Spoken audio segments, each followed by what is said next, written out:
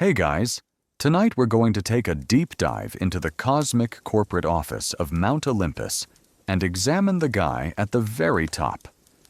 Forget what you thought you knew about powerful, benevolent deities.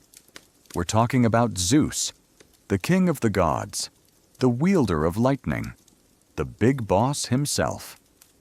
But let me tell you, if you were an employee, a divine direct report, or even just a mortal trying to get by under his reign, you'd quickly realize one thing: Zeus was, unequivocally, the worst boss. Imagine working for someone who is simultaneously omnipotent, incredibly insecure, prone to extreme mood swings, and has a personal life messier than a toddler's art project. You're about to see just how chaotic life under his leadership truly was. And trust me, you probably won't survive this, at least not with your sanity intact. So, before you get comfortable, take a moment to like the video and subscribe, but only if you genuinely enjoy what I do here. Also, drop a comment below with where you're listening from and what time it is for you right now. Now, dim the lights. Maybe turn on a fan for that soft background hum. And let's ease into tonight's journey together. Let's start at the very beginning, with Zeus's own origin story, because it pretty much sets the tone for his entire, rather problematic, career as ruler of the cosmos. You see, good leadership often starts with a healthy relationship with authority. Ideally, your own parents. But for Zeus, his formative years were, well, a bit unconventional, to say the least.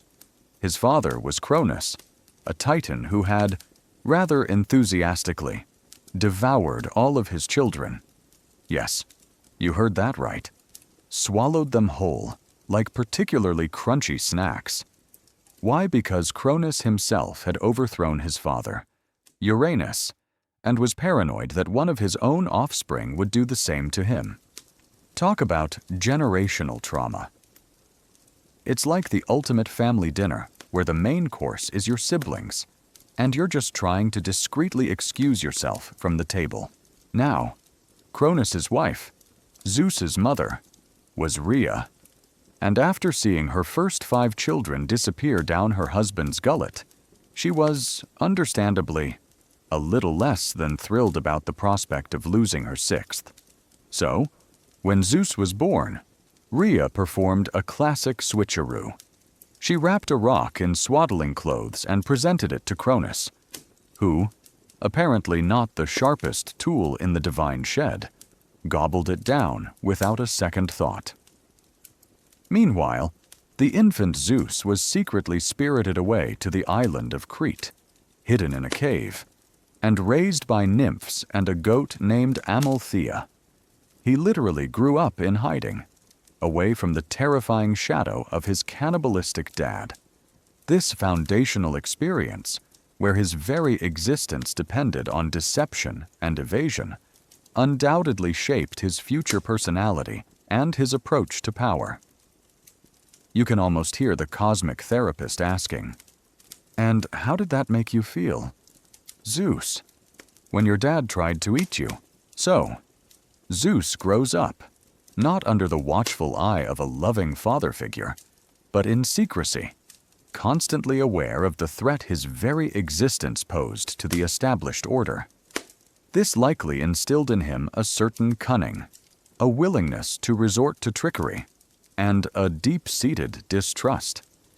When he finally came of age, he didn't try to have a polite sit-down with his father to discuss succession plans. Oh no. He launched a full-scale rebellion, the Titanomachy. This was a brutal, decade-long war against his father and the other titans.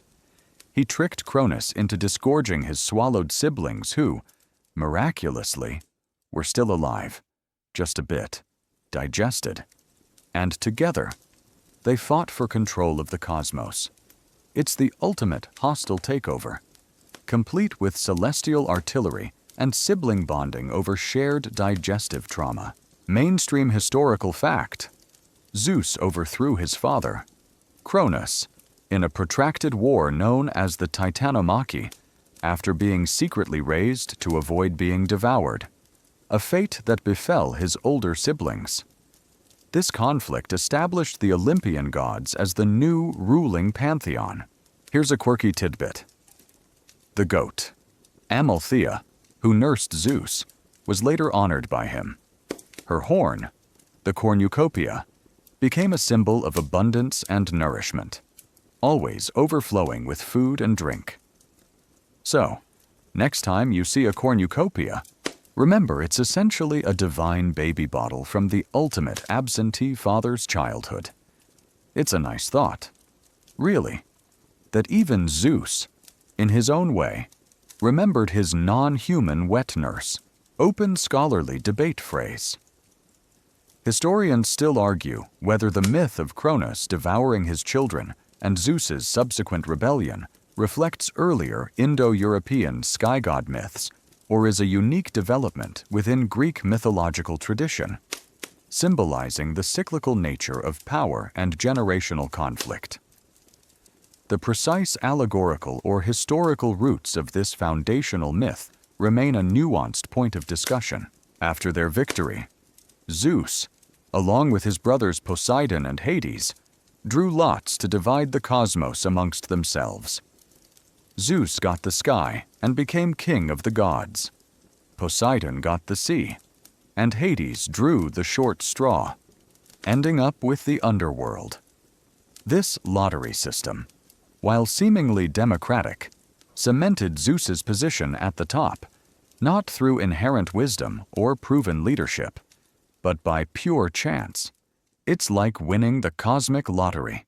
Only the grand prize is eternal executive power over a dysfunctional family. So, from the very beginning, you see a pattern emerging with Zeus.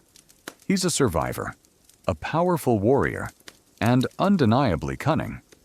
But he also comes from a background of deep-seated familial dysfunction, mistrust, and a willingness to use deception to achieve his goals. He didn't earn his position through a long apprenticeship or by demonstrating exceptional governance skills. He seized it through brute force and a bit of a lucky draw. This is the guy who's now in charge, with ultimate authority over gods and mortals alike. And let me tell you, when your boss's foundational life lesson is eat or be eaten, it doesn't exactly bode well for a stable work environment. You're now under the cosmic management of a god whose own childhood was a terrifying game of hide-and-seek with a monstrous, child-eating dad. Sweet dreams? Right, so you've met the boss, Zeus, a deity whose origin story reads like a very intense therapy session about parental trauma and sibling rivalry. Now, let's talk about his home life, specifically his tumultuous marriage to Hera, his sister and queen. Because if you think your office dramas are bad, imagine working for a divine CEO whose personal life is a perpetual soap opera, broadcasting across the entire cosmos. His relationship with Hera isn't just strained, it's a full-blown, eternal domestic crisis that makes every day on Olympus a tightrope walk for everyone else. You see, Hera isn't just any goddess, she's the goddess of marriage and childbirth. I know. Ironic. Right? The queen of the gods, the patroness of marital fidelity, is married to the most notoriously unfaithful deity in the entire pantheon. This fundamental contradiction creates a constant, simmering tension on Mount Olympus.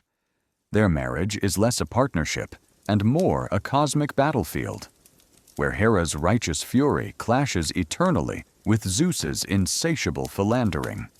It's like living in an open-plan office where the bosses are constantly screaming at each other about infidelity, and you're just trying to get your celestial paperwork done without getting caught in the crossfire. Hera's anger, you quickly learn, is not some petty jealousy. It is often a justified response to Zeus's endless stream of affairs, both with other goddesses and, far more frequently and problematic for you, with mortal women.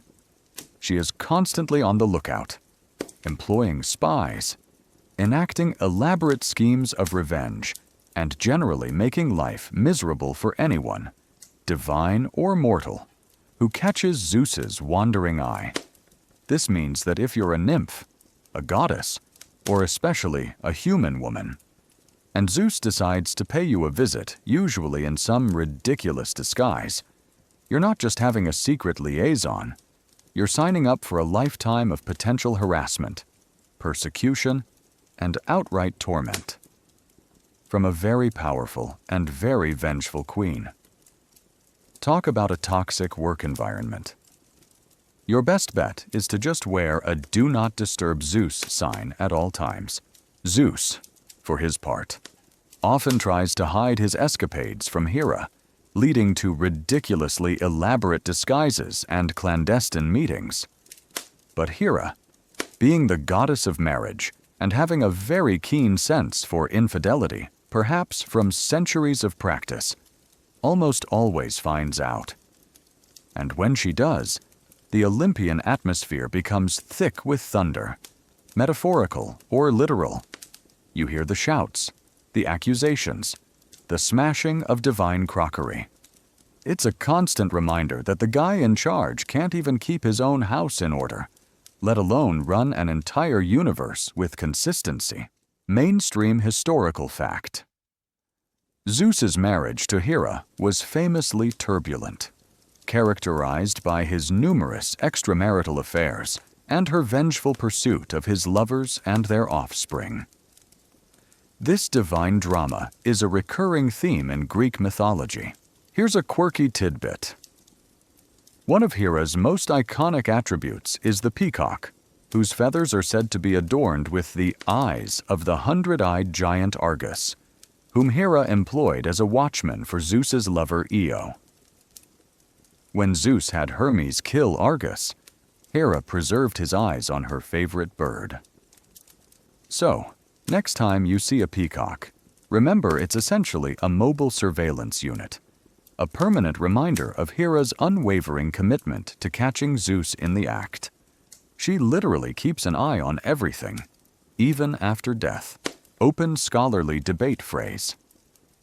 Historians still argue about the extent to which the mythological portrayal of Hera's vengefulness reflects historical anxieties about female power, or merely serves as a narrative device to highlight Zeus's absolute authority and the chaos of his rule.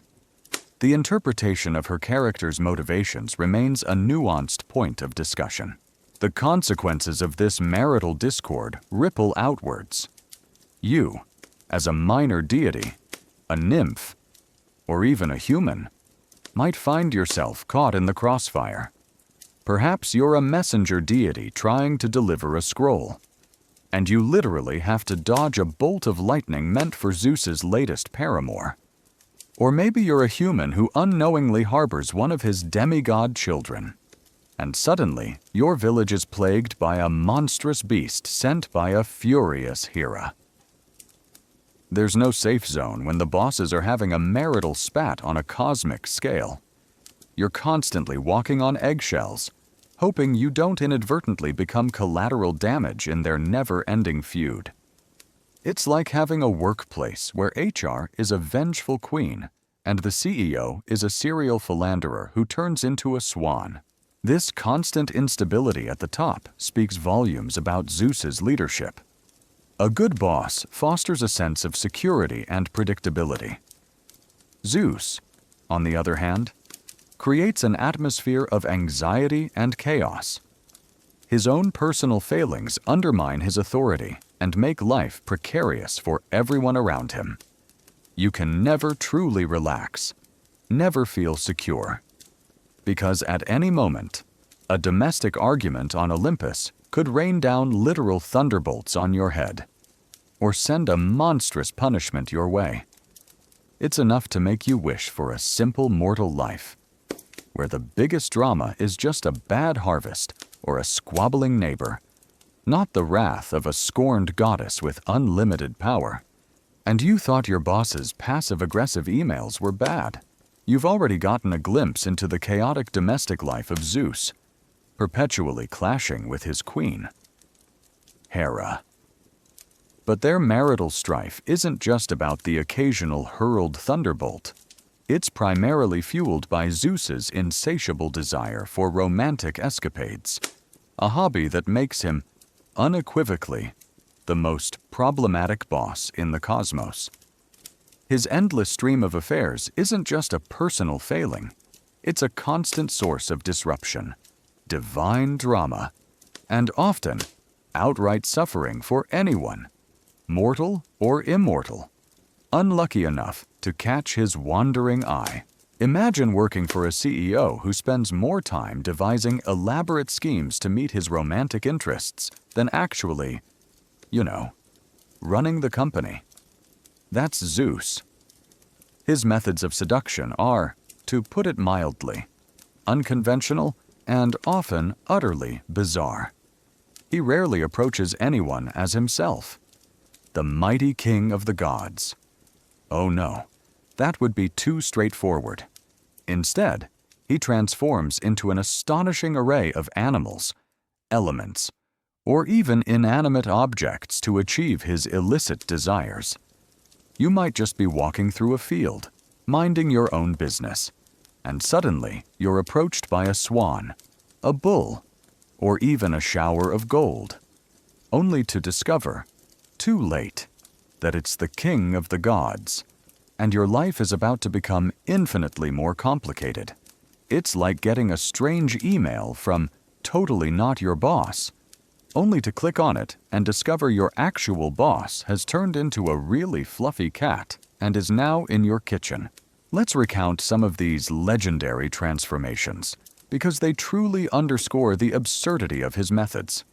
You've got him turning into a majestic white bull to abduct Europa, whisking her across the sea to Crete. Then there's the time he appeared as a shower of golden rain to impregnate Danae, who was locked away in a bronze tower by her father to prevent such a thing. And who could forget the swan, so graceful and innocent, that seduced Leda. He even turned into a humble cuckoo to get close to his own sister, Hera, leading to their marriage. It's a vast, cosmic costume box, and Zeus has a permanent season pass. No wonder Hera's always suspicious. You can't even trust a friendly animal when Zeus is around. These transformations are not just for fun. They are often necessary because his romantic interests, particularly mortal women, are often unwilling participants or unaware of his true identity. This raises huge questions about consent, a concept largely ignored by the king of the gods. You see, when an omnipotent deity decides he wants something or someone, he simply takes it. There's no negotiation, no polite refusal. His desires supersede any mortal will, making him a terrifying, unpredictable force in the lives of ordinary people. It's like your boss showing up to your house disguised as a pizza delivery person, and then just moving in. And you can't say no. Mainstream historical fact: Zeus was notorious for his numerous extramarital affairs, often resorting to elaborate disguises such as a swan, bull, or shower of gold to approach and seduce mortal women and goddesses, leading to a vast lineage of divine and demigod children. Here's a quirky tidbit. While many of Zeus's transformations were animalistic, he also famously appeared as Amphitryon, the husband of Alcmene, to conceive Heracles. Imagine the awkward family dinner when Amphitryon comes home, only to find out his wife is pregnant with Zeus's child, conceived while Zeus was literally being him. It's the ultimate case of identity theft, with divine repercussions, and possibly a very uncomfortable conversation about shared DNA. This really makes you wonder if there was a divine how to avoid detection handbook he was using. Open scholarly debate phrase.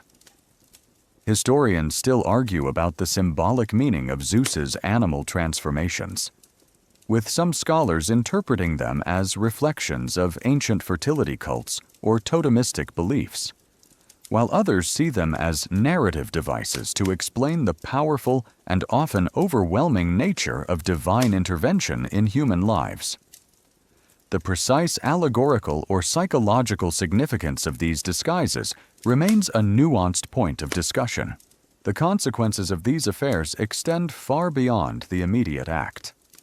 As we've already discussed, Hera's wrath is almost always the next act in this divine drama. But it also means that the mortal world is constantly being populated by Zeus's demigod children, who often become heroes, kings, or figures of tragedy. While some, like Heracles, achieve great glory, many also face immense suffering, often as a direct result of Hera's persecution or the complicated circumstances of their divine parentage.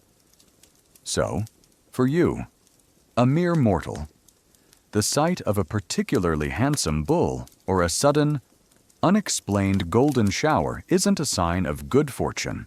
It's a warning. It means you're about to get dragged into the messy, often dangerous, personal life of your omnipotent boss, and usually, it won't end well for you or your descendants.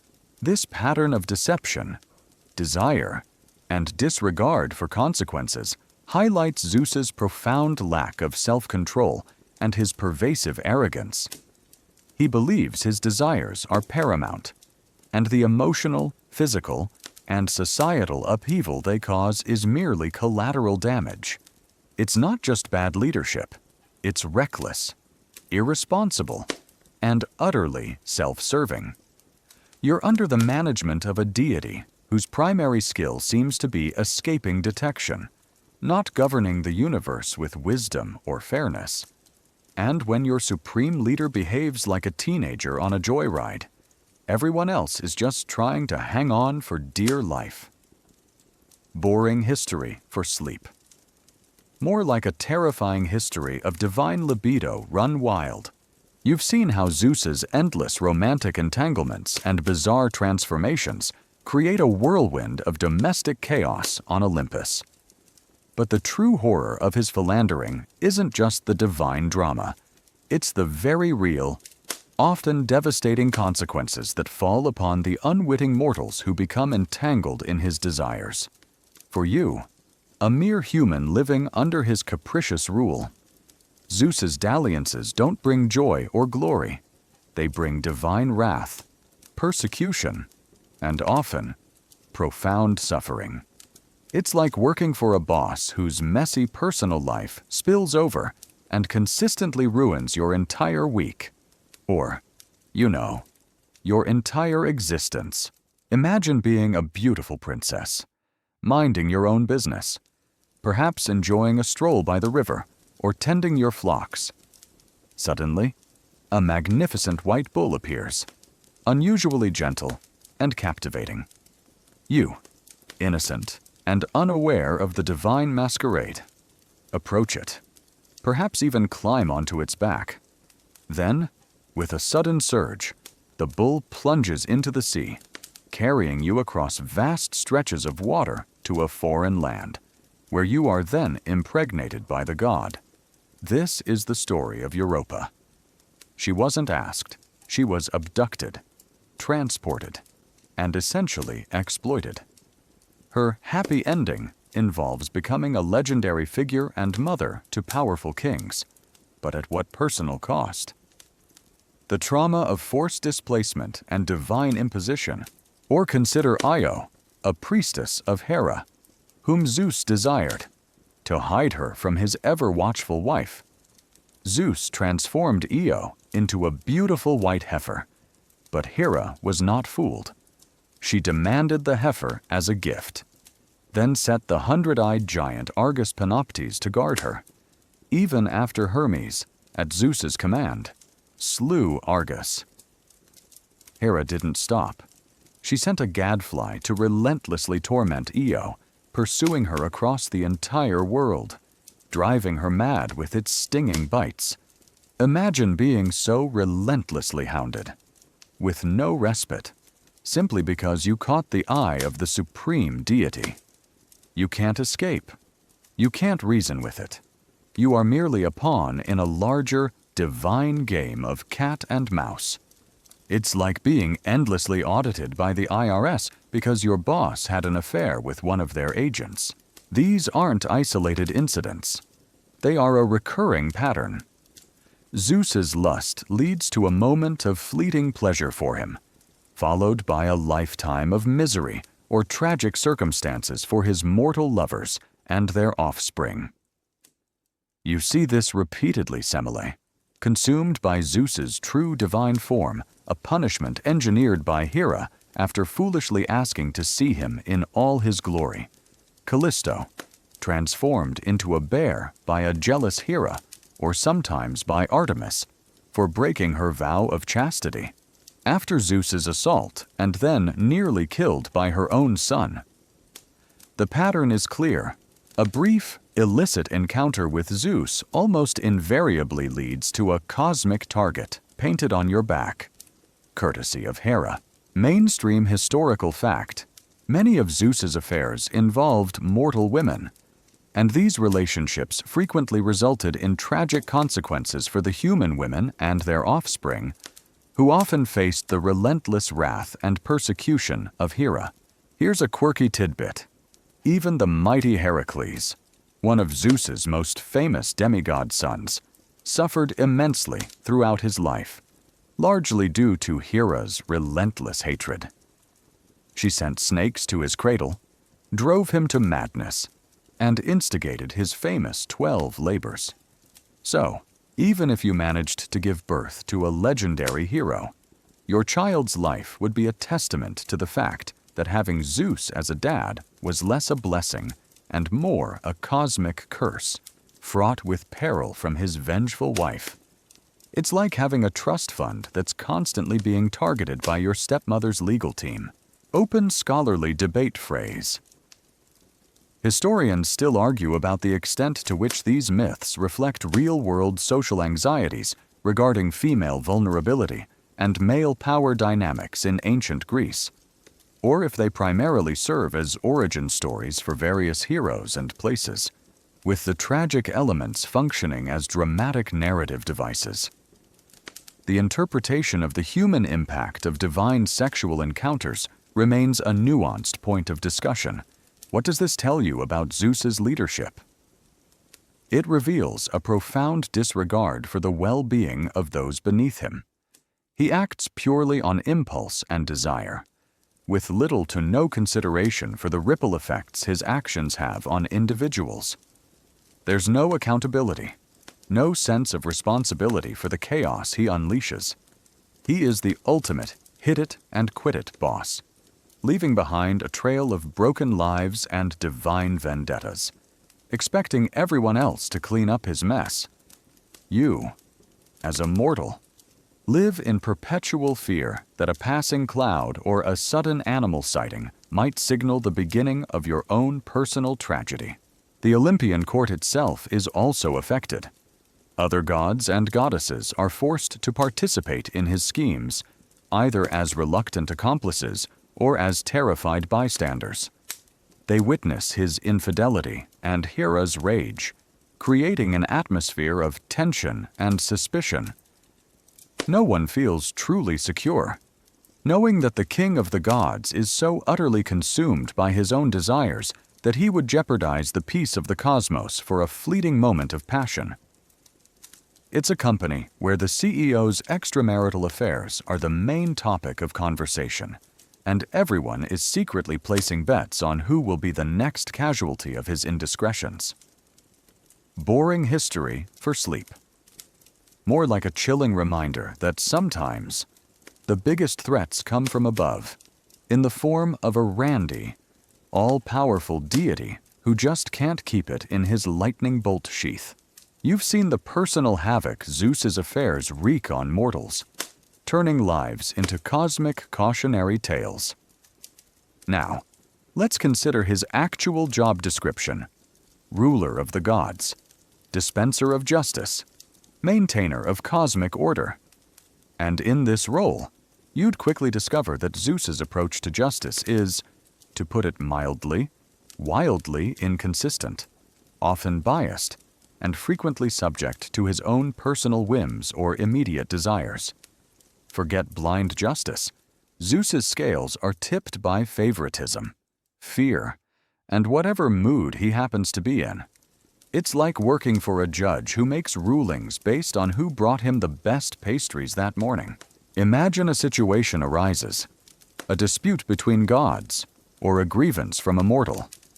You expect the king of the gods, the ultimate authority, to be impartial, wise, and fair. But with Zeus, you never know what you're going to get. One moment, he might be a stern arbiter, upholding divine law with thunderous pronouncements. The next, he might be swayed by a flattering appeal, a personal connection, or even a bribe, though usually not a direct one.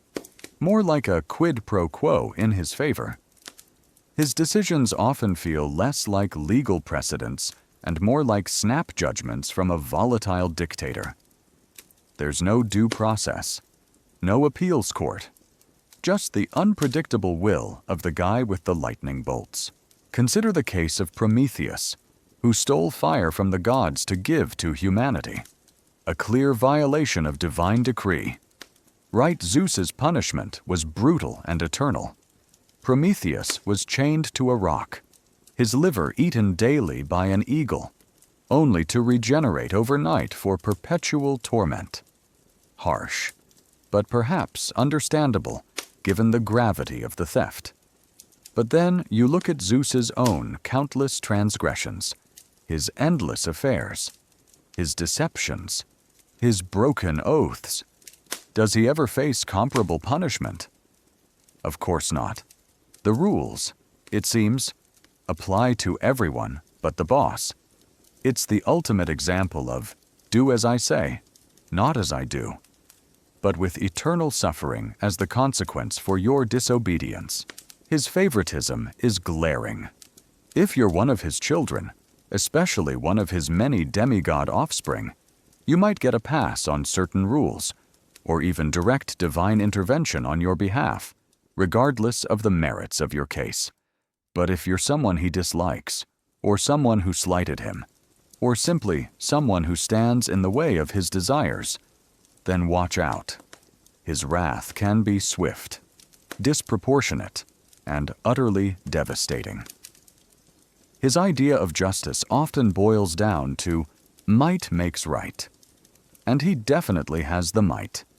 It's like your boss consistently promoting his own kids over far more qualified employees, and then blaming you for low morale. Mainstream historical fact: Zeus was often portrayed as the ultimate dispenser of justice in Greek mythology, but his judgments were frequently influenced by personal biases, desires, and relationships, leading to perceived inconsistencies in his application of divine law. Here's a quirky tidbit. While Zeus was the king of the gods, he was not entirely above fate, or Moira. Even he sometimes seemed bound by, or at least wary of, the decrees of the fates. This subtly hints that even the most powerful being had some cosmic limitations, which perhaps offers a glimmer of hope that not everything was entirely at his chaotic whim. Though, let's be honest, he usually found a way around those limitations when it suited him. It's like knowing your boss has to follow some company policies, but you're pretty sure he just hired a loophole lawyer. Open scholarly debate phrase.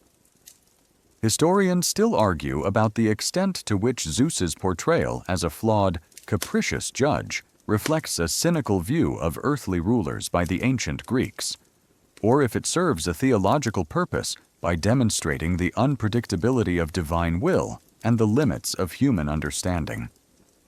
The philosophical implications of his justice remain a nuanced point of discussion. You see Zeus intervening in mortal wars, not based on who is righteous, but often based on which side he favors or which heroes are his offspring.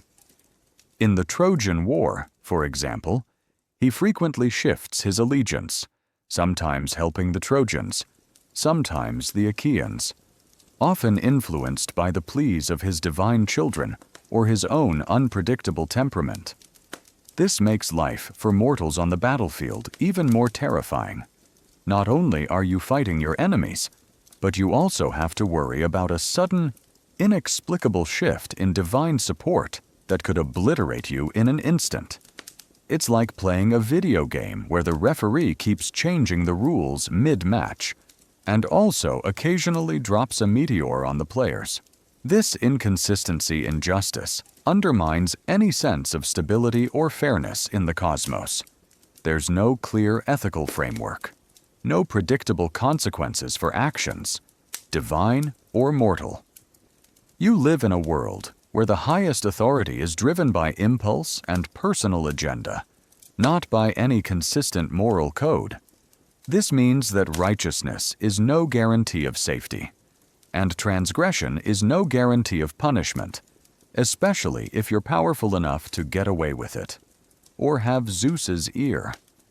It's a system designed for uncertainty, where the only constant is the supreme ruler's volatile nature. And when the ultimate source of justice is this unreliable, well, you're pretty much on your own. Boring history for sleep. More like a terrifying exploration of cosmic judicial corruption, where the scales are definitely weighted against you. You've had a front-row seat to Zeus's inconsistent brand of justice and his chaotic marital disputes. Now, let's pull back the curtain a bit more and look at his relationships with his siblings, specifically his brothers, Hades and Poseidon. Because if you thought the family drama stopped with his wife, you were sorely mistaken. His dealings with his brothers are a constant, simmering power struggle, fraught with underlying resentment and territorial disputes that, once again, make life precarious for everyone caught in their divine crossfire. Remember, the three brothers drew lots to divide the cosmos after the Titanomachy Zeus got the sky, Poseidon the sea, and Hades the gloomy underworld. On the surface, this seems like a fair division of labor, a democratic way to distribute power. But beneath that veneer, a deep-seated resentment simmered, particularly from Poseidon and Hades, who felt that Zeus, as the youngest, somehow ended up with the best deal and then acted like he was inherently superior. It's like three siblings inheriting a family business, and the youngest one, who won the coin toss for CEO, then proceeds to act like he's the only one who ever deserved it, constantly reminding everyone of his divine right to the corner office. Poseidon, god of the sea, earthquakes, and horses, is himself a powerful, often volatile deity. His domain is vast and unpredictable, much like his temper. He often chafes under Zeus's authority, challenging his decisions, or outright defying him. There's a constant undercurrent of rivalry, a sense that Poseidon believes he could do a better job running things, or at least that he deserves more respect than Zeus often grants him. When these two brothers clash, the results are cataclysmic. Earthquakes shake the mortal world, tidal waves engulf coastlines, and the very foundations of the cosmos tremble. Imagine living near the coast and constantly having to worry that a divine sibling spat might trigger a tsunami. Your boring history for sleep is, for you, a constant anxiety attack, trying to discern if that rumble is just thunder or your landlord. Poseidon, throwing a fit. Hades, on the other hand, rules the underworld. His realm is distinct and largely autonomous, and he generally prefers to stay out of Olympian politics. However, this doesn't mean he's entirely free from Zeus's meddling. Zeus sometimes sends souls to the underworld unjustly, or, as in the famous case of Persephone, allows or even aids in the abduction of Hades's future wife. While Hades's reactions are usually more muted than Poseidon's, there's a quiet, deep-seated resentment there, a sense of being constantly overlooked and disrespected by his dominant brother. It's like being the CFO of a major corporation, perfectly content with your spreadsheets and quiet corner office. But the CEO keeps raiding your budget for his ridiculous personal projects, and then kidnapping your new assistant. Mainstream historical fact: despite their initial agreement to divide the cosmos, Zeus, Poseidon, and Hades often had strained relationships, marked by sibling rivalry and power imbalances, with Poseidon frequently challenging Zeus's authority and Hades often feeling disrespected. Here's a quirky tidbit. While Hades rarely visited Olympus, one notable exception was when he was injured by Heracles, one of Zeus's demigod sons, adding to the irony, and had to seek healing from the Olympian physicians. So, even the Lord of the Dead had to occasionally hobble up to the celestial emergency room, probably muttering about his troublesome nephew and his overzealous father. It's a reminder that even the most powerful deities weren't immune to the occasional divine fender-bender, especially when Zeus's kids were involved. Open scholarly debate phrase. Historians still argue about the precise political and psychological symbolism of the division of the cosmos among the three brothers, with some scholars interpreting it as a reflection of ancient Greek ideas about natural order and hierarchy, while others emphasize the perpetual tension as a metaphor for the struggle for power in human societies. The underlying dynamics of their fraternal relationships remain a nuanced point of discussion. Zeus's interactions with his brothers highlight his absolute reluctance to share true power or to acknowledge their equal divine status, despite the lottery that placed them in their respective domains. He acts as the supreme authority, even in their realms, often overriding their wishes or interfering in their affairs without consultation. This creates a perpetual state of unease among the ruling triumvirate, trickling down through the divine hierarchy. You can't have a stable cosmic government when the three top executives are constantly eyeing each other with suspicion, ready to unleash their respective elemental powers at a moment's notice. For you, a mortal, this sibling rivalry translates into unpredictable natural disasters and divine interventions. A squabble between Zeus and Poseidon could mean a sudden storm at sea that drowns your fishing fleet. A disagreement with Hades might mean an unseasonal plague or an unexpected journey to the underworld. There's no collaborative leadership, no respectful delegation of authority. Just Zeus, lording it over his brothers, perpetually asserting his dominance, and everyone else just trying to survive the inevitable fallout.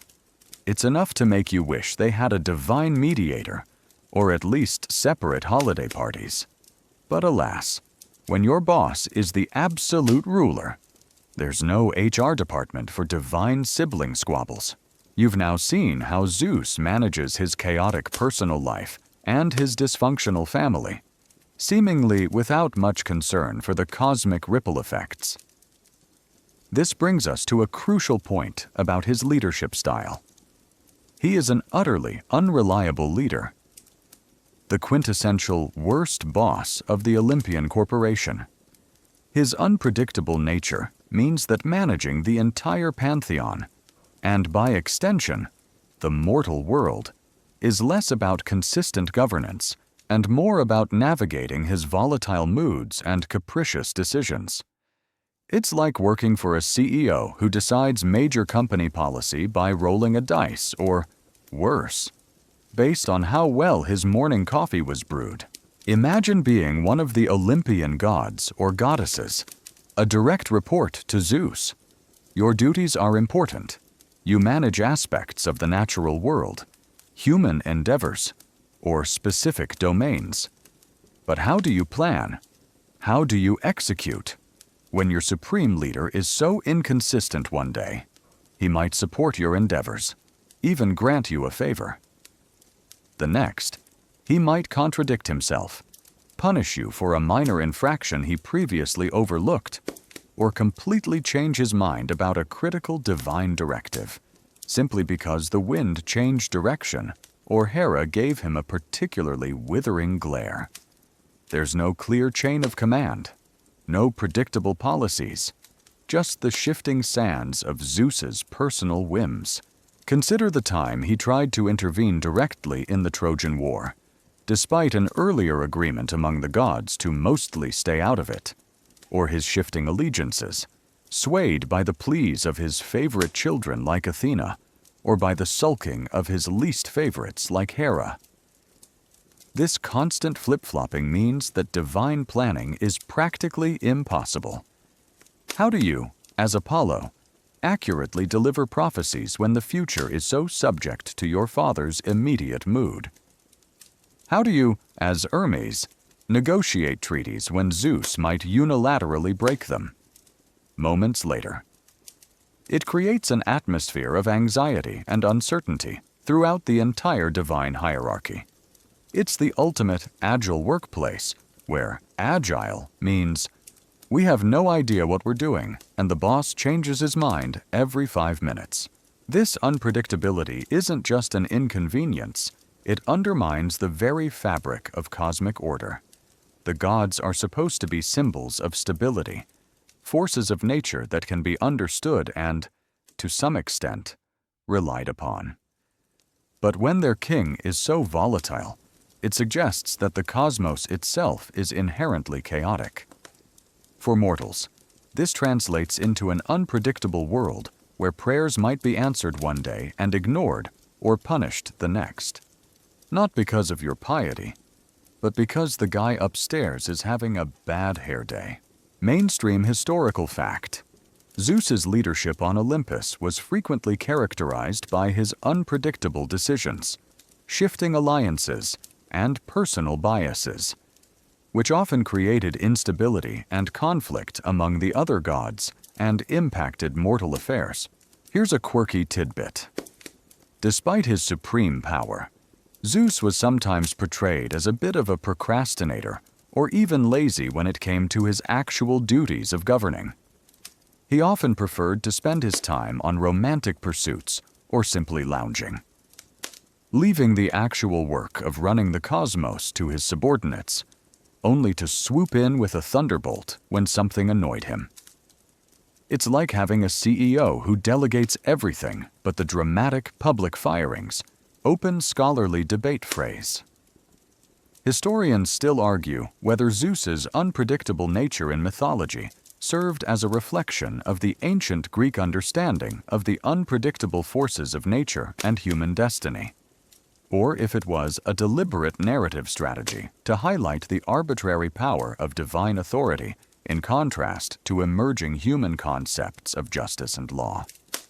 The precise theological or philosophical intent behind his capricious rule remains a nuanced point of discussion. The lack of a reliable leader also means that Olympus suffers from a severe morale problem. Resentment simmers. Hera, his wife, is openly hostile. Poseidon constantly chafes under his authority. Other gods, like Apollo and Artemis, are often manipulated or put into difficult positions by his actions. There's no sense of a unified team, just a collection of powerful individuals perpetually trying to navigate the whims of their erratic boss. You'd think that with eternal life, they'd figure out how to establish a better working relationship. But apparently, not even millennia of existence can fix a fundamentally flawed leadership style. So, when you consider Zeus as a boss, you realize he exemplifies everything you don't want in a leader. He's unpredictable, biased, self-serving, and completely lacking in consistent judgment. His personal failings constantly bleed into his professional duties, creating an environment of fear and uncertainty for everyone under his command. You're living in a cosmos where the person in charge is less a steady hand on the tiller and more a force of nature unto himself, liable to change course without warning, often with catastrophic consequences for you, the lowly mortal, or even his high-ranking divine employees. It's enough to make you long for a quiet, predictable bureaucracy. Even if it involves more paperwork and less lightning, you've just wrapped your head around Zeus's unreliable leadership, a cosmic CEO who's more about chaos than consistent policy. Now, let's talk about his management style when things don't go his way, which is often. Because when Zeus gets upset, you're not dealing with a gentle frown or a stern lecture. You're dealing with the literal embodiment of celestial rage thunderstorms, lightning bolts, and earth-shattering temper tantrums. His volatile moods mean you're always dodging literal celestial projectiles, hoping you don't become an accidental victim of his latest fit of pique. It's like working for a boss who throws staplers, except his staplers are made of pure, raw energy and can vaporize entire cities. Imagine a typical day on Olympus. The sun is shining. Nymphs are frolicking. Perhaps Apollo is playing a lovely tune on his lyre. Then, suddenly, a dark cloud appears. Not a natural one, but one swirling with divine fury. A low rumble turns into a deafening crash of thunder. And then, without warning, a brilliant, searing bolt of lightning streaks across the sky. Someone, somewhere, has displeased Zeus. It could be a minor god who spoke out of turn, a mortal who dared to challenge his authority, or even just a random act of defiance he caught wind of. His anger is immediate, overwhelming, and utterly destructive. There's no calm discussion, no reasoned debate, just pure, raw power unleashed. His lightning bolts are his signature weapon, a terrifying display of his supreme authority, and he wields them with chilling frequency and precision, targeting anyone who crosses him. Think of the titans he imprisoned in Tartarus, or the giants he decimated in the Gigantomachy. These were enemies, sure, but his wrath against them was absolute. But he also used them against lesser deities, against mortals who dared to boast or defy him. Salmoneus, a king who tried to imitate Zeus's thunder and lightning, was instantly vaporized. Asclepius, the healer god, was killed with a lightning bolt for daring to raise the dead, upsetting the balance of life and death.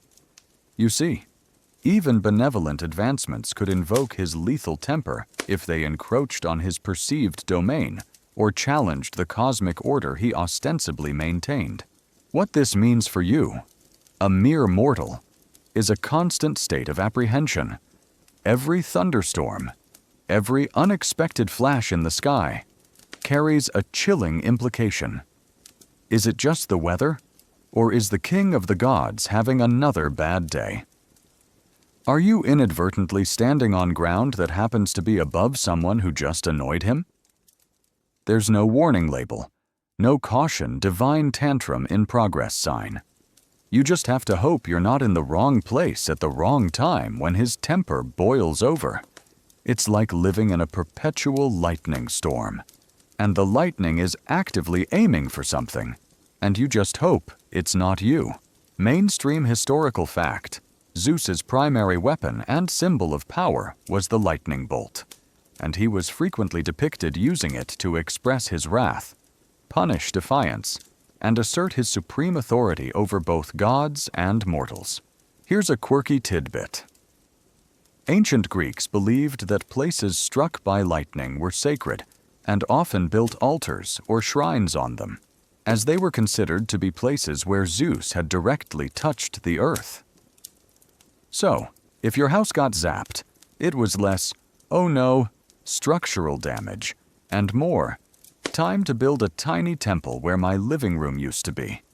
It certainly put a unique spin on property damage claims, didn't it? open scholarly debate phrase. Historians still argue about the extent to which the mythological portrayal of Zeus's volatile temper reflects an attempt to explain the unpredictable and often destructive forces of nature, or if it was a narrative device to rationalize the arbitrary power wielded by ancient rulers and the perceived injustices of the divine order. The symbolic meaning of his thunderous rage remains a nuanced point of discussion. His temper isn't just about punishment, it's about control. By instilling constant fear, he ensures compliance, even if that compliance is born of terror rather than respect. No one truly loves Zeus. They fear him. They appease him. They hope to avoid his notice. This creates a kingdom built on intimidation, not on sound governance or shared values. As a divine employee, you might outwardly express reverence, but internally, you're probably just calculating how to stay off his radar, hoping your assignments don't lead you too close to whatever triggered his last outburst. The emotional climate on Olympus must have been unbearable. Imagine the stress of living with a boss who could literally incinerate you with a thought if you made a mistake. It breeds sycophancy, paranoia, and a profound lack of innovation. Who would dare to challenge the status quo, to offer a new idea, when the response could be a thunderbolt to the face? You learn to keep your head down, to agree with whatever he says, and to constantly monitor his mood, hoping for a sunny, calm demeanor that might last for an hour or two. Boring history for sleep. More like a chilling psychological thriller about living under a cosmic tyrant whose emotional regulation skills are, to be polite, non-existent. You've had to navigate Zeus's volatile temper and the literal lightning bolts that come with his bad moods. Now, let's talk about another fundamental flaw in his leadership that makes him such a terrible boss. His casual disregard for promises and his frequent, almost habitual, breaking of sacred oaths. In the ancient Greek world, oaths, especially those sworn by the Styx, the river of the underworld, were considered absolutely binding, even for the gods. Yet, Zeus, the king of the gods, the very embodiment of divine order, had a remarkably flimsy relationship with his own word. It's like working for a boss who constantly signs contracts with his fingers crossed behind his back, and then wonders why nobody trusts him. Imagine a critical negotiation on Olympus, perhaps a truce between warring factions of gods, or a solemn vow made in front of the entire pantheon.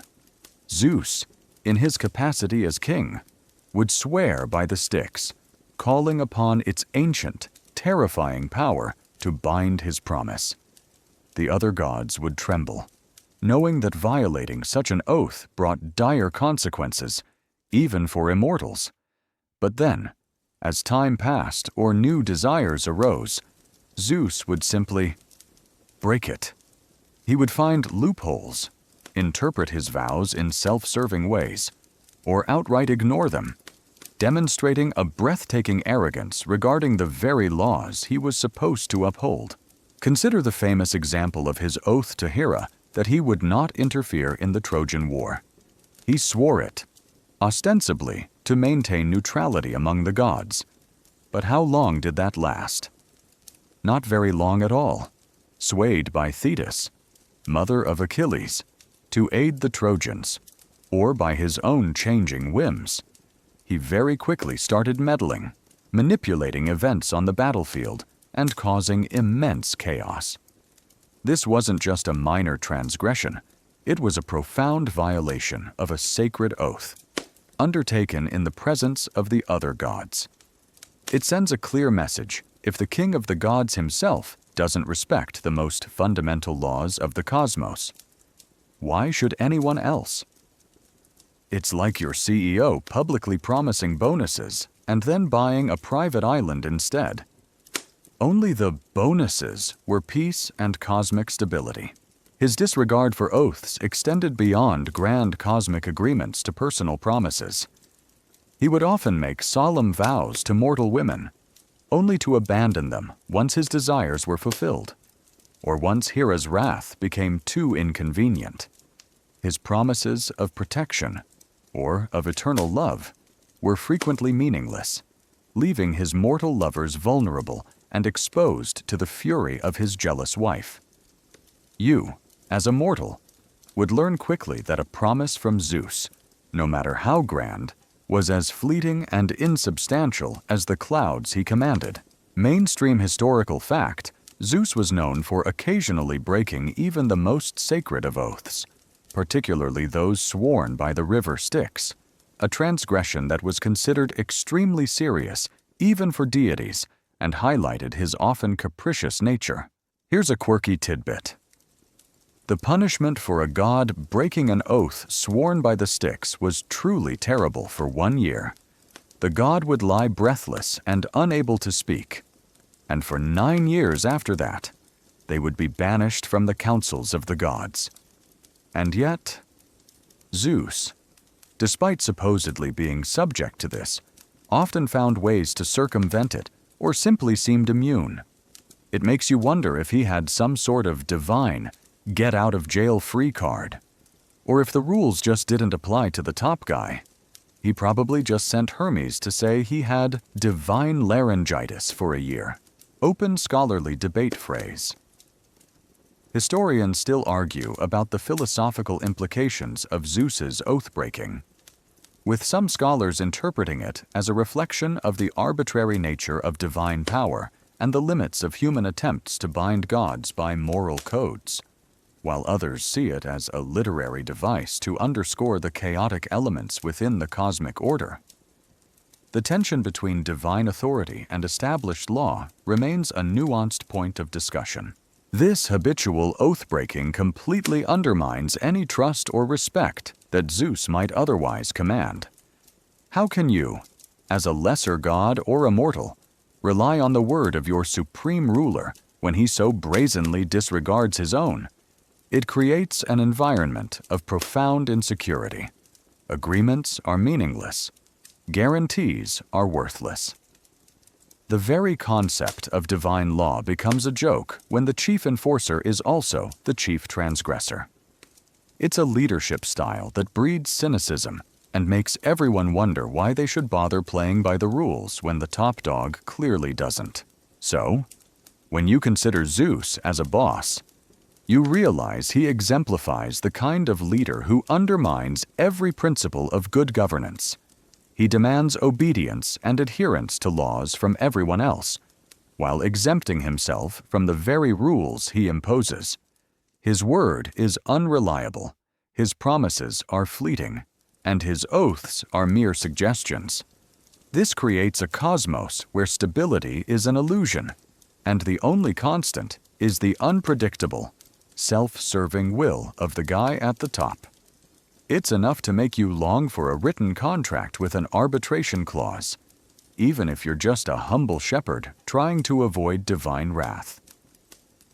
Boring history for sleep. More like a terrifying lesson in the ultimate abuse of unchecked power. You've seen how Zeus's word is as unreliable as a forecast from a confused cloud, and how his promises melt faster than an ice cream cone in the Mediterranean sun. Now, let's wade into another truly annoying aspect of his management style, his blatant favoritism.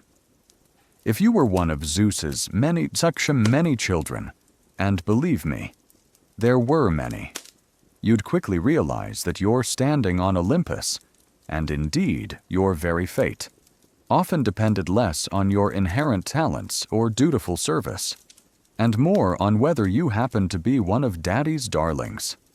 This creates a deeply unfair and resentful environment among his divine offspring, making Olympus feel less like a majestic pantheon and more like a perpetually squabbling extended family reunion where the host clearly has a favorite niece. Imagine being Ares, the god of war, a legitimate son of Zeus and Hera. You're strong, fierce, and you embody a crucial aspect of the human condition. But does Zeus shower you with praise and special privileges? Not really. More often than not, he expresses his disdain for your bloodlust, publicly shaming you in front of the other gods. He often favors Athena, a goddess of war. Yes, but also of wisdom, who famously sprang fully formed from his head. Athena gets the strategic brilliance, the cool shield, and the golden boy treatment, while Ares is often depicted as a brutish, unthinking force. It's like working in a company where the CEO publicly praises one of his kids for being a visionary, while constantly tearing down another for being too aggressive. Even though both are in sales, this favoritism isn't just a matter of hurt feelings. It has real, tangible consequences. In the Trojan War, for instance, Zeus often intervened or allowed other gods to intervene based on which of his children or their favorite mortals he wanted to help. Apollo, his son by Leto, often gets special favors and protection, as does Hermes, his son by Maia. These children might receive divine assistance, special powers, or protection from harm that others, less favored, would never dream of. It's the ultimate example of nepotism, writ large across the cosmos, where success isn't about merit, but about who your dad is. And then there's Hephaestus, another legitimate son of Zeus and Hera, the god of blacksmiths and craftsmen. He was, according to some myths, thrown off Mount Olympus by Zeus himself, either for being born lame or for trying to intervene in one of his parents' arguments. Imagine that. Not only are you born with a physical disability, but your own father throws you off a mountain, shattering your legs further. While he eventually returned to Olympus, his relationship with Zeus remained strained. This kind of outright rejection and abandonment speaks volumes about Zeus's coldness and his disregard for those who don't fit his perfect, powerful image. It's like getting fired by your dad for not being handsome enough. And then he makes you work in the basement, forging paperwork for the rest of eternity. Mainstream historical fact. Zeus displayed clear favoritism among his many divine offspring, often publicly favoring children like Athena and Apollo, while expressing disdain or subjecting to harsh treatment others, such as Ares and Hephaestus. Here's a quirky tidbit. Despite Zeus's often poor treatment of him, Hephaestus was known for crafting incredible artifacts, including Zeus's own thunderbolts. So, the very weapon that Zeus used to assert his dominance and throw tantrums was forged by the son he effectively disowned and physically harmed. Talk about passive-aggressive work relationships. Hephaestus probably added a tiny, unnoticeable flaw to every bolt, just for a little bit of cosmic karma. Open scholarly debate phrase. Historians still argue about the theological implications of Zeus's favoritism, with some scholars interpreting it as a reflection of the arbitrary nature of divine will and a demonstration that divine grace is not always earned, while others view it as a narrative device to create dramatic tension and define the unique characteristics of each Olympian deity. The meaning behind his unequal treatment of his children remains a nuanced point of discussion. This pervasive favoritism breeds intense resentment and insecurity among the less favored deities. Why bother striving for excellence or diligently performing your duties when your father, the ultimate boss, is going to reward others simply because he likes them more? It undermines any sense of a unified divine government, turning Olympus into a hotbed of sibling rivalry, backstabbing, and desperate attempts to gain the king's elusive approval. You see gods constantly vying for his attention, trying to outdo each other, not out of genuine dedication, but out of a need to secure their own positions and avoid his disdain. So, when you look at Zeus as a boss, you realize he's a prime example of everything that corrodes morale and productivity in a workplace. He creates an environment where merit is secondary to personal connection, where rejection can be brutal and public, and where the constant competition for his affection poisons relationships. You're left with a dysfunctional divine family, presided over by a capricious patriarch whose love is a fickle, terrifying force. And if you're one of the least favorite children, well, you just have to hope he doesn't decide to throw you off a mountain next. Boring history for sleep.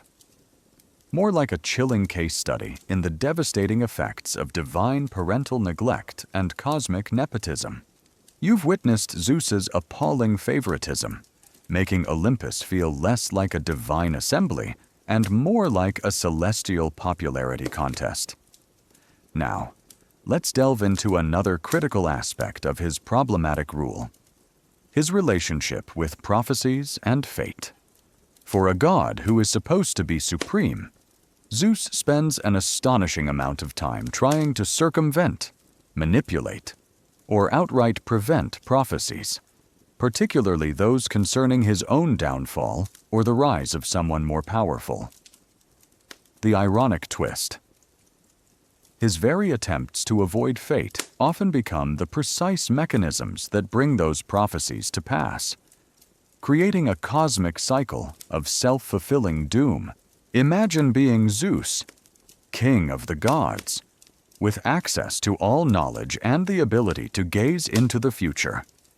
You learn of prophecies that suggest one of your children might eventually overthrow you, just as you overthrew your own father, Cronus, and Cronus overthrew Uranus. This fear, deeply rooted in his own history, becomes a powerful motivator. He wants to maintain his absolute power, to break the generational curse of dethronement. So, what does he do? Does he try to change his behavior, become a benevolent ruler, and earn the loyalty of his offspring? No, of course not. He employs deception, violence, and manipulation to prevent these prophecies from coming true. It's like a CEO who, upon hearing a rumor about a hostile takeover, decides to burn down the entire company instead of improving his business model. A prime example of this is the prophecy concerning the sea nymph Thetis. It was foretold that Thetis would bear a son who would be mightier than his father, Zeus, having already overthrown his own father, and perhaps still nursing a complex from that whole "eating my siblings" incident, was deeply concerned about this. To avoid having a child more powerful than himself, he decided to marry Thetis off to a mortal hero, Peleus, rather than taking her as his own consort. This seemed like a clever workaround, didn't it? Problem solved? Potentially powerful divine offspring averted. However, the son born from this mortal union was Achilles, the greatest warrior of the Trojan War. And while Achilles never directly threatened Zeus's rule, his very existence and legendary power, born from Zeus's strategic avoidance, had immense consequences for the mortal and divine worlds, shaping the fate of nations and drawing many gods, including Zeus himself, into a devastating conflict. Zeus's attempt to escape one prophecy inadvertently led to a chain of events that proved incredibly costly and chaotic. It's the ultimate cosmic butterfly effect, where the butterfly is a lightning bolt-wielding god trying to avoid a particularly uncomfortable family reunion. Mainstream historical fact: Zeus was aware of prophecies that a son born to the sea nymph Thetis would be mightier than his father, leading him to arrange her marriage to a mortal Peleus to avoid this potential threat to his rule, resulting in the birth of Achilles. Here's a quirky tidbit. Beyond Thetis, there was also a prophecy concerning Metis, the goddess of wisdom, whom Zeus had swallowed to prevent her from bearing a son who would surpass him. He thought he'd absorbed her power and wisdom, but instead, she gave birth inside his head, leading to the birth of Athena, who sprang fully armed from his skull. So, in trying to prevent a powerful male heir, he essentially birthed his most formidable daughter, a goddess of war and wisdom, from his own brain. You just can't make this stuff up. It's like trying to avoid a difficult conversation by eating the messenger, only for the message to then literally burst out of your forehead. Open scholarly debate phrase. Historians still argue about the theological implications of Zeus's struggles with fate and prophecy, with some scholars interpreting it as a demonstration of the god's ultimate subservience to an immutable cosmic order, while others view it as a narrative device to highlight Zeus's arrogance and the futility of trying to escape destiny through deception. The tension between divine free will and predetermined fate remains a nuanced point of discussion. This pattern of trying to outsmart destiny, often through deceptive or violent means, underscores Zeus's fundamental insecurity. Despite being the supreme ruler, he is constantly looking over his shoulder, paranoid that someone, especially one of his own offspring, will rise to challenge him. This paranoia fuels his erratic behavior, his broken promises, and his willingness to sacrifice others to protect his own position. It means that even the cosmic laws of fate and prophecy are subject to his fearful manipulations, creating an unpredictable and inherently unstable universe for you, a mortal. This translates into a world where even divine knowledge of the future is unreliable, because the guy in charge is constantly trying to rig the game. Your own destiny might be inadvertently altered by Zeus's attempts to avoid his. You might be a minor character in a grand prophecy, caught in the crossfire of his desperate efforts to cling to power. It's a constant reminder that even the most powerful being in the cosmos isn't truly in control, and that his attempts at control often lead to even greater chaos. Boring history for sleep, more like a chilling exploration of a cosmic leadership plagued by paranoia, deception, and the terrifying irony of self-fulfilling prophecies. You've seen how Zeus's paranoia about prophecies leads him down self-destructive paths, inadvertently bringing about the very things he fears. Now, let's consider how all of this impacts you, a mere mortal. Because if you're living under Zeus's rule, you're not a valued citizen or even a respected subject. You are, fundamentally, a perpetual pawn in his grand, often cruel, cosmic game. Your existence, your happiness, your very life is often treated as secondary, a disposable element in the dramatic unfolding of divine whims and celestial power struggles. Imagine waking up each day in a world where your ultimate authority figure could, at any moment, decide your fate for reasons entirely unrelated to your actions. You could be a virtuous shepherd, a devout worshiper, or a diligent farmer. But if your land happens to be a convenient meeting spot for one of Zeus's illicit affairs, or if your family has the misfortune of being related to one of his jealous wife's targets, your life could be overturned in an instant.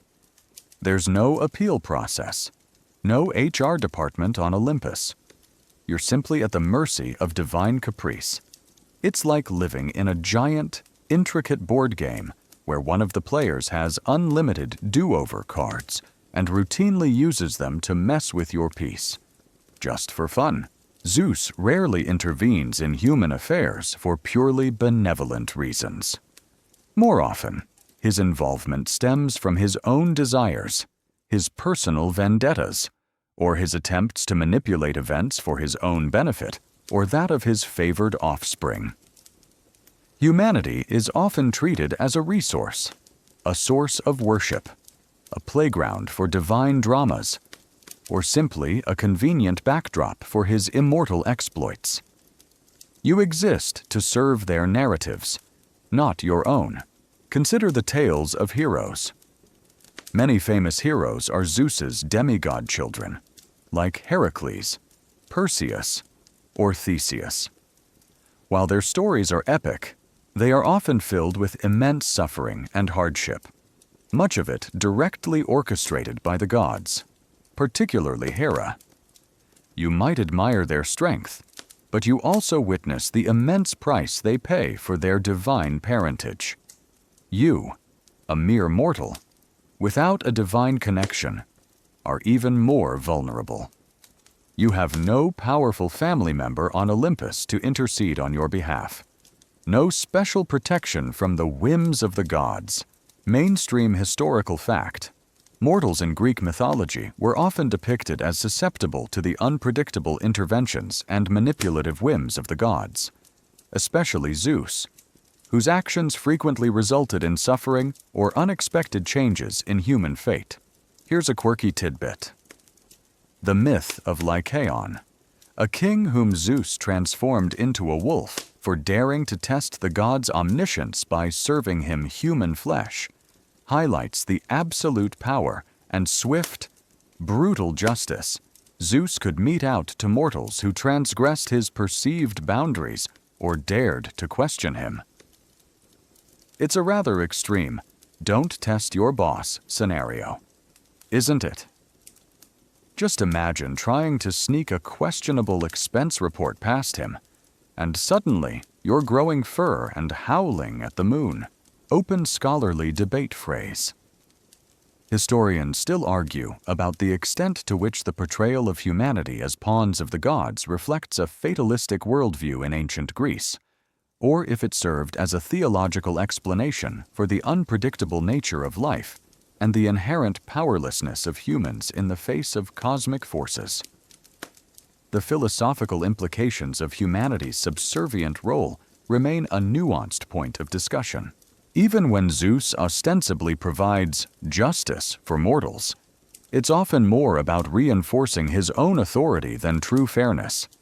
He might punish wicked kings or destroy entire cities, but these actions are often sudden and catastrophic, with little room for the innocent to escape.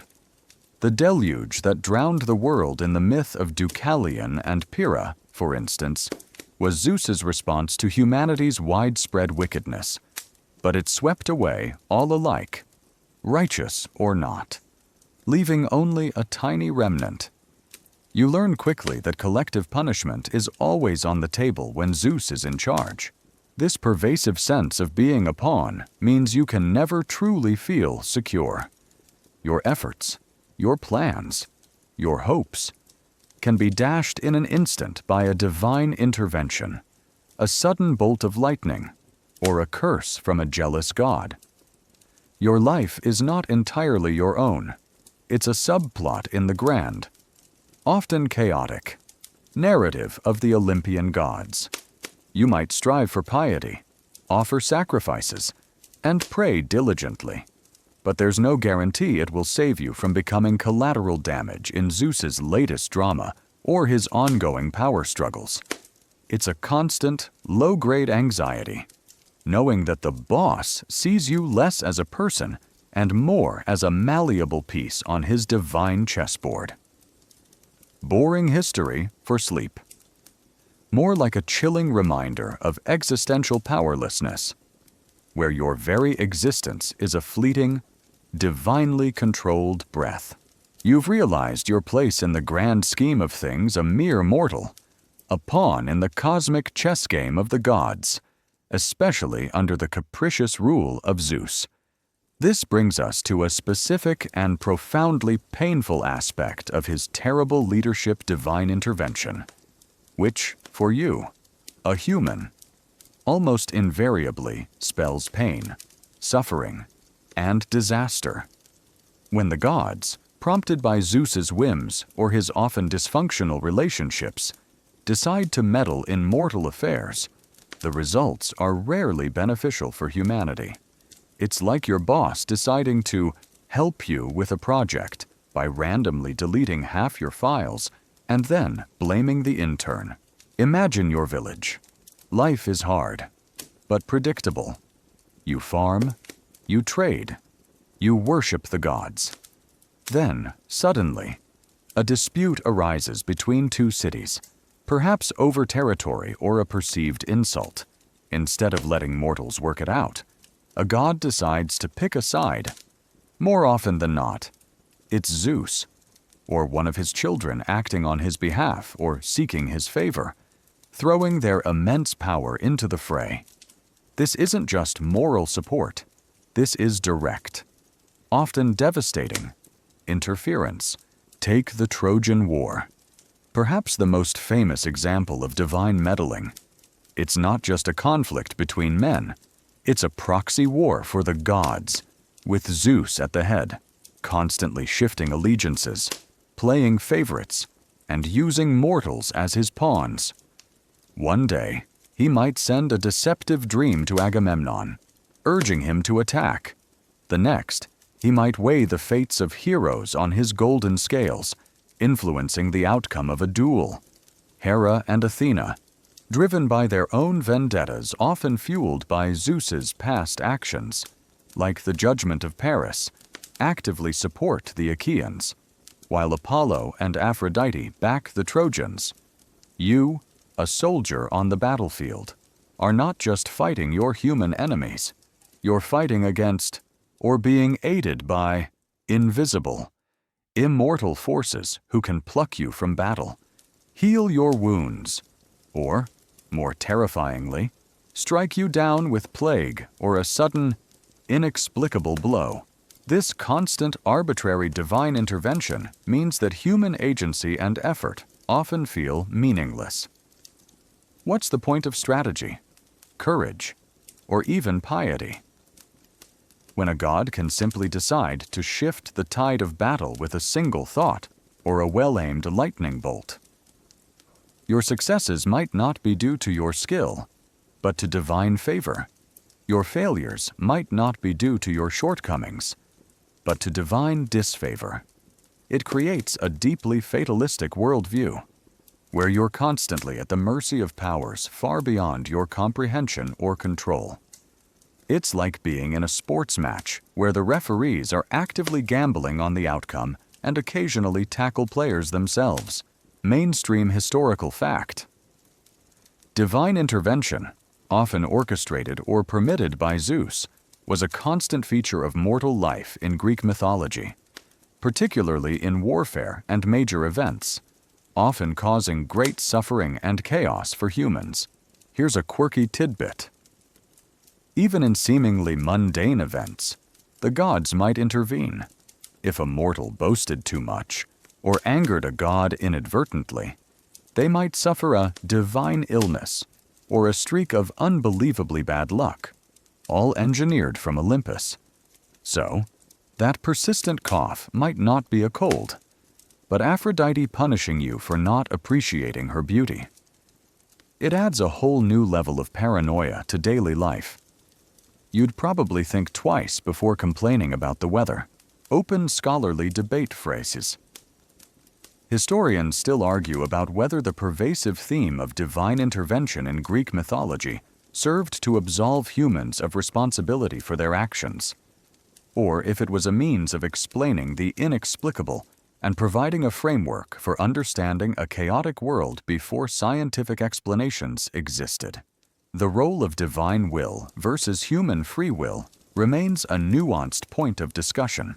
Zeus's leadership, by consistently allowing or directly participating in this meddling, ensures that the mortal world is never truly stable. Peace is always fragile, prosperity always fleeting, because at any moment, a god's peak, a prophecy, or a simple whim from Zeus can unleash chaos. There's no respect for human boundaries, no acknowledgement of mortal suffering as a deterrent. Your pain is just another plot point in their endless, self-serving dramas. The very concept of a just world is undermined by Zeus's intervention. Innocent people suffer alongside the guilty. Cities are destroyed, not for their inherent wickedness, but because a god decided to make a point or pursue a personal grudge. You live in a world where the highest power is not a source of comfort or protection, but a potential source of arbitrary, overwhelming destruction. It's a terrifying reality, knowing that the ultimate authority can, and often does, intervene in your life, usually to your detriment, and always for reasons that feel entirely selfish from a mortal perspective. Boring history for sleep. More like a chilling reminder that sometimes the biggest threat to your well-being isn't your enemies, but the help from above. You've felt the sting of divine intervention, witnessing how Zeus's cosmic meddling often brings nothing but pain and chaos to your mortal existence. This pervasive reality underscores perhaps the most fundamental reason why Zeus was the worst boss, the problem of absolute unchecked power. When you have a supreme ruler who is omnipotent, immortal, and utterly unaccountable, the result is rarely benevolence or stability.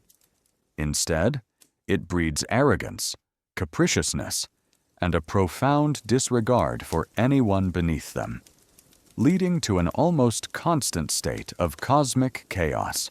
Imagine a workplace where the CEO has no board of directors, no shareholders, no unions, and literally no one who can question his authority or remove him from power. That's Zeus.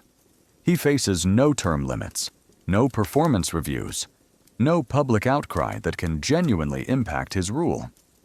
While other gods might grumble or even subtly conspire, none can truly challenge his ultimate authority without facing his terrifying wrath. This lack of accountability means he can act purely on impulse, desire, or pique, without fear of repercussions for himself. It's the ultimate power trip, and everyone else is just along for the bumpy, terrifying ride. This unchecked power manifests in every problematic aspect of his leadership we've discussed, his insatiable lust, leading to countless affairs and Hera's vengeful wrath. That's unchecked power, his inconsistent application of justice, favoring some and brutally punishing others. That's unchecked power, his casual disregard for sacred oaths, undermining the very concept of divine law. That's unchecked power, his volatile temper, unleashing lightning bolts on anyone who displeases him. That's unchecked power. There is no one to temper his impulses, no one to hold him to account, and no one to make him consider the wider consequences of his actions.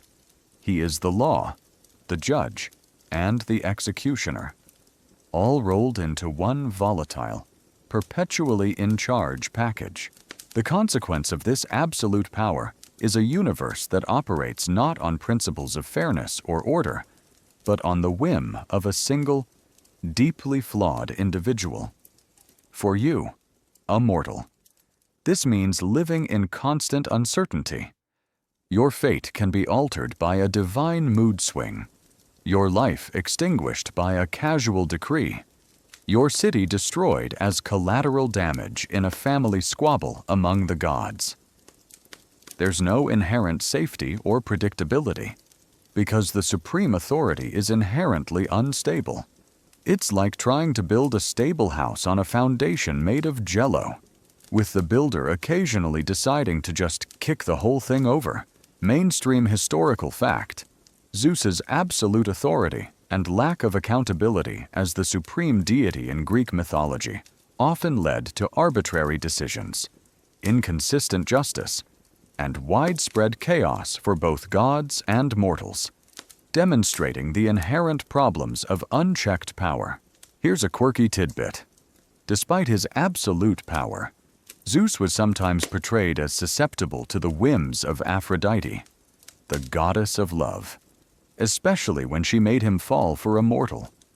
It's a strange vulnerability for the supreme ruler, suggesting that even he wasn't entirely immune to the chaotic forces of desire, which perhaps offers a tiny, almost imperceptible, glimmer of relatable weakness in an otherwise terrifyingly powerful figure.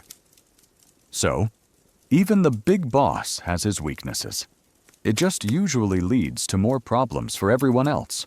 Open scholarly debate phrase. Historians still argue about whether the depiction of Zeus's unchecked power reflects ancient Greek anxieties about tyrannical rulers, or if it was a theological expression of humanity's fundamental powerlessness in the face of divine forces, demonstrating that even the most powerful beings are ultimately governed by their own nature.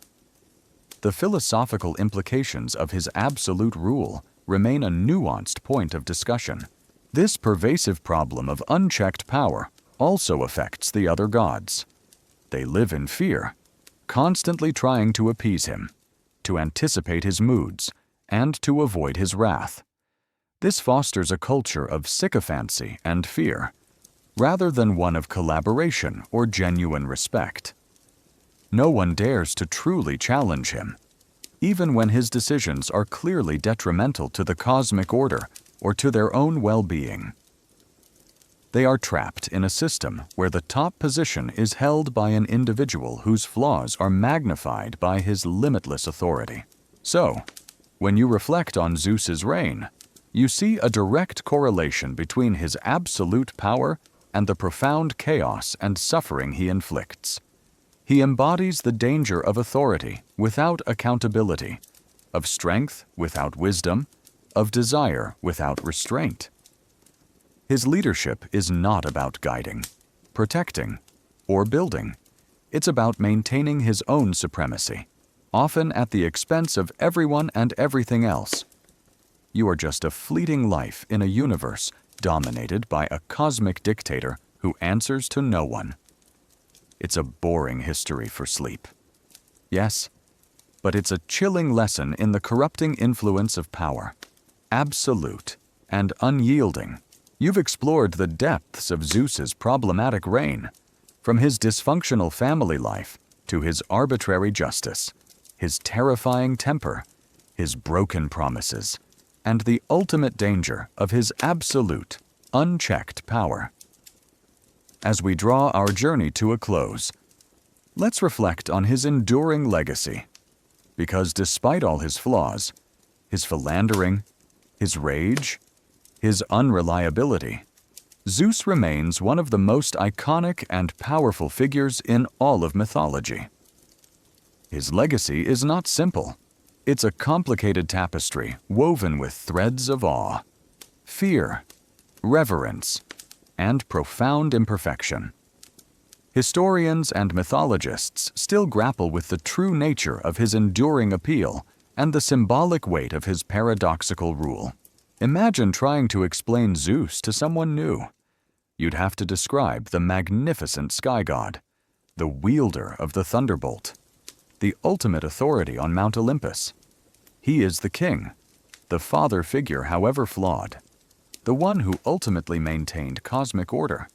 Even if his methods were questionable, he embodies supreme power, raw, untamed, and often terrifying.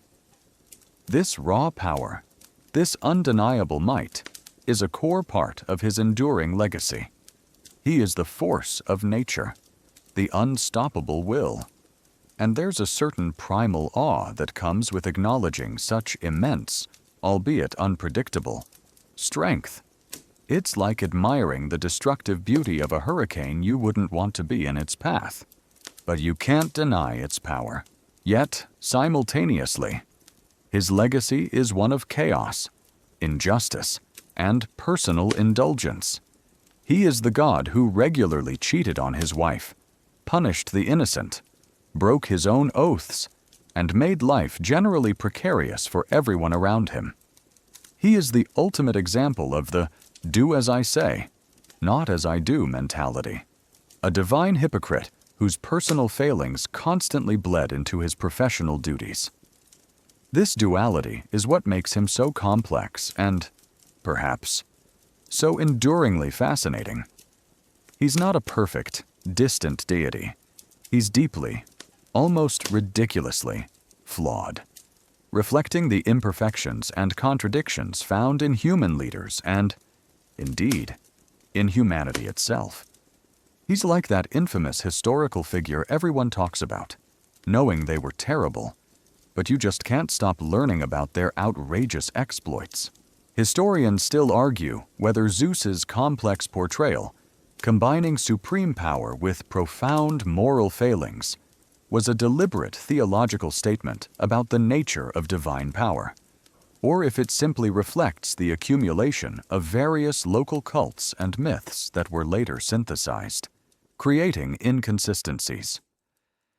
The interpretation of his character's internal logic and external impact remains a nuanced point of discussion.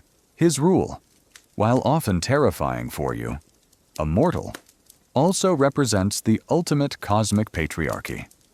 He is the archetypal dominant male figure, asserting his will over all. This reflects, and perhaps even reinforced, the patriarchal structures of ancient Greek society. His narrative explains, for good or ill, why the world is the way it is, why there are natural disasters, why fate is so fickle, why powerful figures can be so infuriatingly unjust. He provides a divine explanation for the inexplicable, mainstream historical fact. Zeus is portrayed as a contradictory figure in Greek mythology, embodying both supreme authority and significant moral flaws, which has led to ongoing scholarly debate about his symbolic meaning and theological implications. Here's a quirky tidbit. Despite his many affairs, Zeus was also sometimes associated with protecting guest-host relations, xenia, a sacred bond of hospitality. So, the god who might appear at your door disguised as a cuckoo to seduce your wife was also the protector of the very concept of welcoming strangers. It's a baffling contradiction, even by divine standards, making him a truly unique blend of the sacred and the profane. Perhaps he just really liked being invited in. Open scholarly debate phrase. Scholars continue to debate the extent to which Zeus's enduring appeal lies in his representation of raw, untamed power and the chaotic forces of nature, versus his role as the ultimate guarantor of cosmic order and justice, however inconsistently applied. The balance of his positive and negative attributes in his overall mythological significance remains a nuanced point of contention.